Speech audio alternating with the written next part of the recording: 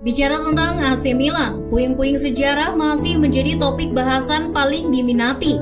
Selama nyaris 30 tahun menjadi salah satu kekuatan terbesar di dunia, Milan kini tak lebih dari sebuah perahu kecil yang terombang-ambing di tengah lautan. Lemah, tak berdaya, dan tinggal menunggu kapan harus dilalap amukan sang samudra. Sebelum klub yang bermarkas di San Siro hancur di bawah kepemimpinan pria tak bertanggung jawab asal Tiongkok, Milan merupakan klub dengan segudang prestasi yang dihuni oleh para pemain top dunia. Adalah Silvio Berlusconi. Berlusconi mengklaim dirinya sebagai presiden klub tersukses di dunia.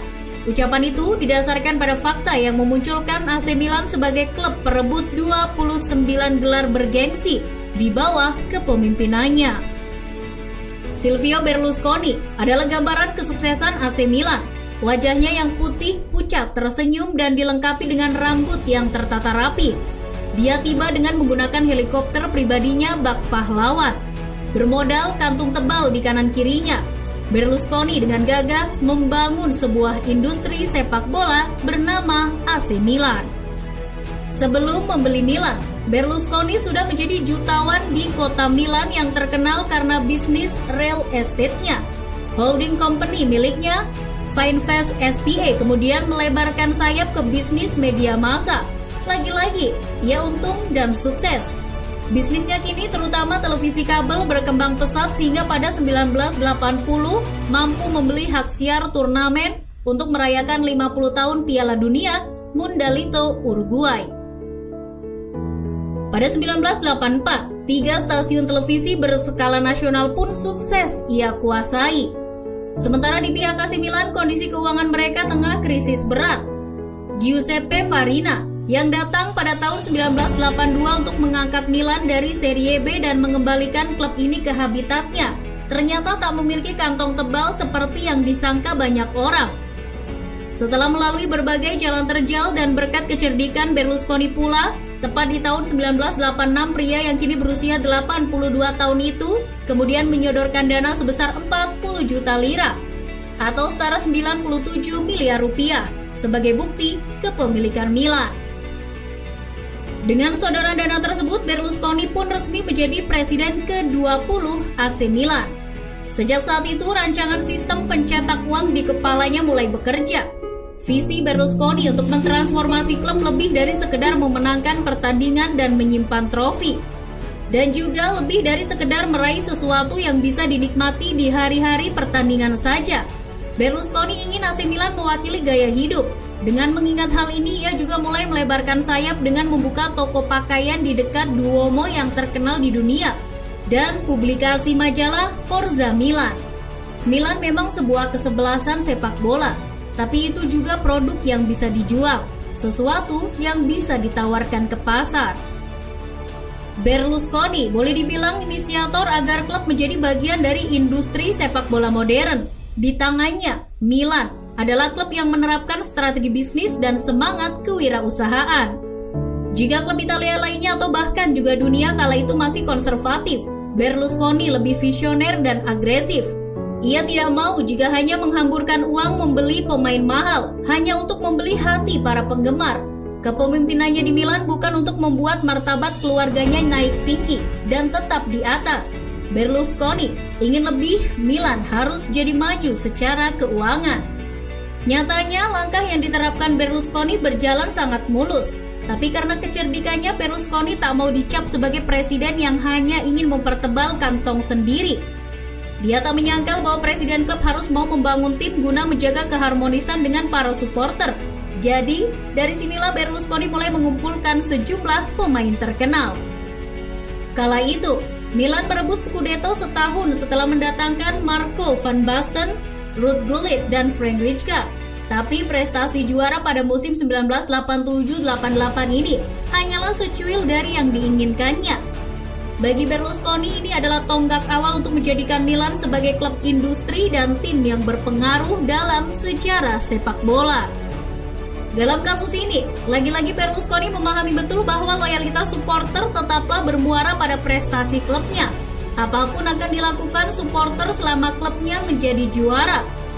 Dari awal keberhasilannya di Milan, gelar Liga Champions 2 kali berturut-turut di musim 1988-89 dan 1989-90. Di bawah kepelatihan Arrigo Sacchi, mulai diamati oleh banyak klub lain. Klub-klub peserta Liga Champions pun berlomba mendatangkan pemain nomor wahid untuk menandingi Milan. Dari gambaran ini bisa dibilang bahwa sedikit banyak Berlusconi tak cuma membangun Milan, namun juga membangun sepak bola dengan level tinggi di Eropa. Saat itu Arrigo Sacchi didapuk sebagai manajer pencetus kesuksesan Milan era Berlusconi. Mantan pelatih Parma itu mampu mengantar Milan meraih Scudetto di 87-88, Piala Super Italia di 88, Piala Eropa atau Liga Champions 1988-89 dan 1989-90. Di bawah kendali Sacchi, Milan memiliki pakem 4 bek tangguh dalam diri Franco Baresi, Alessandro Castacurta, Mauro Tassotti, dan Paolo Maldini. Keempat bek itu membantu menjaga Giovanni Galli dalam menjaga gawang Milan. Setelah era keemasan Sacchi terhenti karena sang pelatih harus pindah jabatan menuju kursi kepelatihan timnas Italia, Milan menunjuk Fabio Capello sebagai suksesor sang pelatih jenius. Ketika kali pertama mengambil alih kepelatihan dari Sacchi yang revolusioner, Capello pun sempat diragukan. Namun berbekal pemain-pemain warisan Sacchi, Capello mampu mengantar Milan meraih Scudetto 1991-92 dengan status tak terkalahkan sepanjang musim.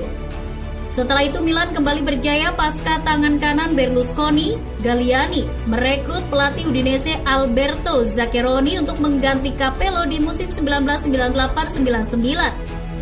Zaccheroni sukses mengantar Milan meraih Scudetto di musim debutnya. Namun satu sumbangan Scudetto tak cukup bagi Zaccheroni untuk bertahan. Usai diselingi beberapa juru taktik yang tak bernasib langgeng, Berlusconi menunjuk mantan gelandang Milan di era Sacchi, Carlo Ancelotti. Ancelotti datang ke Milan sebagai pelatih yang sukses bersama Parma dan Juventus. Ia ditunjuk Berlusconi untuk mengganti Fatih Terim yang dipecat jelang separuh musim 2001-2002. Ancelotti adalah juru taktik sukses Milan di dekade 2000-an. Total 3 final Liga Champions, di mana 2 diantaranya berbuah trofi berhasil disumbangkan Ancelotti.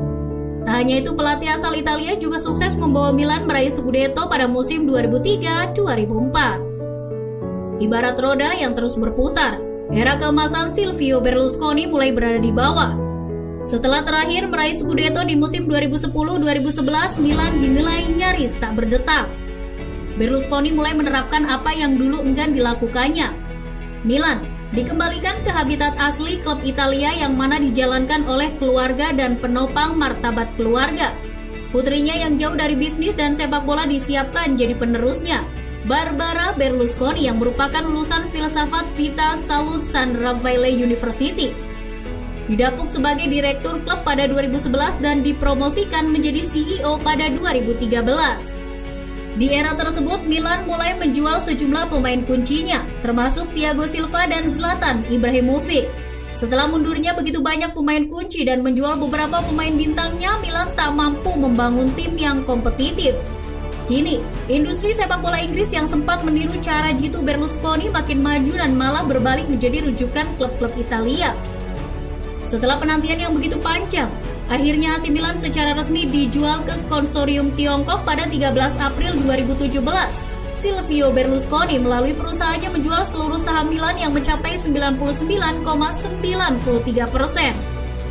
Namun hanya semusim berada di kursi kepemimpinan AC Milan, pihak konsorsium Tiongkok langsung terlilit hutang dan melepas status kepemilikan klub kepada manajemen Elliott.